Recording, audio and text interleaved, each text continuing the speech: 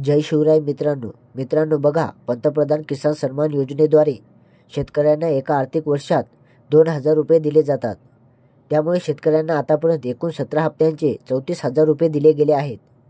त्यामुळे 17व्या हप्त्यानंतर आता शेतकऱ्यांना PM किसान योजनेच्या 18व्या हप्त्याचे 2,000 रुपये कधी मिळणार आहेत यावर उत्सुकता लागलेली आहे।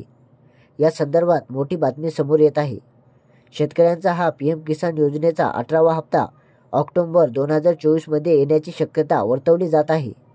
त्यामुळे हा हप्ता मिळवण्यासाठी म्हणजेच PM किसान योजनेचे 2,000 रुपये मिळवण्यासाठी सर्व शेतकऱ्यांना KYC करून घ्यायचे आहे आणि त्याचबरोबर जमीन पडताळणी देखील करून घ्यायची आहे। ज्या शेतकऱ्यांना नावावर शेतजमीन असेल त्या शेतकऱ्यांना PM किसान योजनेचा लाभ मिळतो। त्यामुळे शेतकऱ्यांनी KYC करणे फार अनिवार्य आहे।